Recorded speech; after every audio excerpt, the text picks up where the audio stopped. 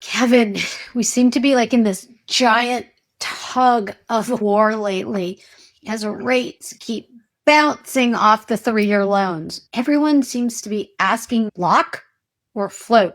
Yes, I get the question every day. And you're exactly right. It is a tug of war. Everything that we're dealing with here domestically, we got a government shutdown. We have a potential trade war with China.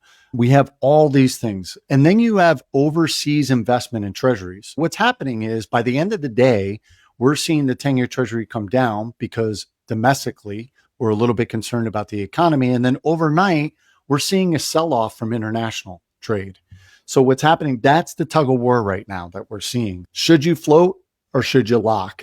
It really depends on where you are currently at in the market. If you're under contract and you're closing within the next 15 to 30 days, great opportunity to lock. You should really consider it.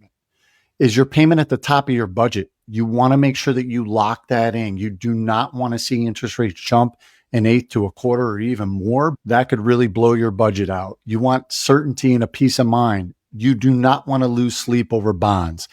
You fall into that category, you absolutely want to lock.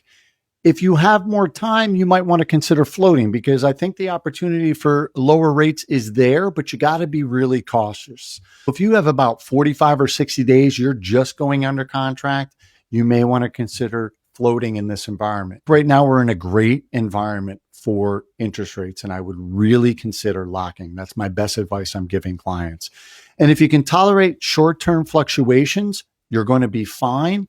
And if you're working with a lender who is on top of this and at a moment's notice, if they see interest rates spiking or you're seeing the 10-year treasury react violently, for lack of a better word, they can jump in there because you've had a good educated conversation with them and they can go in and lock on your behalf without having to jump on a phone. So you have a strategy in place and your lender can execute it for you.